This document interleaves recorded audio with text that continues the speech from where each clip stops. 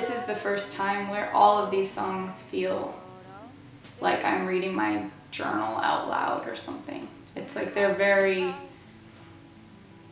personal, and it's pretty terrifying to put that sort of thing out there into the world, especially when it all involves other people, as in, you know, a lot of the songs do have to do with relationships and getting divorced and all of these things, and it's scary to bury your heart and soul like that, but it's also very liberating because it doesn't really matter. It's like, these are just my little stories, but I do think that there are a lot of people who have gone through similar things but haven't had the words to explain it or articulate it, and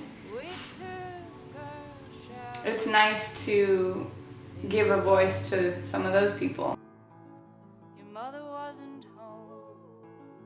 I think learning how to play the guitar when I was 19 and writing songs around that time, it became this sort of therapeutic thing for me, and that's what it has always been since then. It's a bit of a summary and a looking back on the past decade of my life, and it's sort of, this record needed to happen to say goodbye to that time and to close some doors in order to start fresh. And I turned 30 this year, so I feel like that, and I've also been making music for 10 years now. So this record is sort of, it's looking back on all of that and about the recent end of a marriage, and I think when you're able to tie up loose ends, I feel like this record is tying up loose ends. It's putting it all out there, it's putting everything out on the table of what happened, and has allowed me to really, you know, not look back now and to move forward from here. But musically, I do think that this album is more similar to my earlier work because of its simplicity and also because of the melancholy nature of the songs.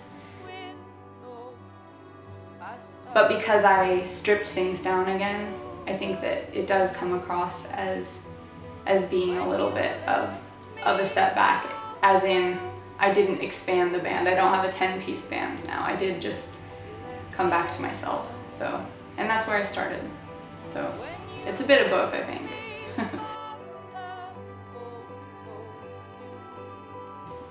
I mean, I've definitely thought about touring in July while I'm pregnant, and I think it's going to be really nice to know that that little child is hearing me sing the songs over and over again. And I'm sure, I think when I remember when I was in my early 20s, I first listened to this artist called Kate Wolf, and I knew all the words to the songs, and I didn't remember hearing the music, so I was sort of mystified by that.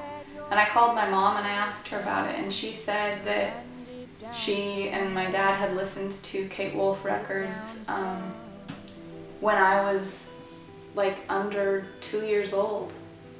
And so I do think that music can make a huge imprint on little tiny babies, and probably, I know they can hear already when they're still inside of you, so that concept really does fascinate me.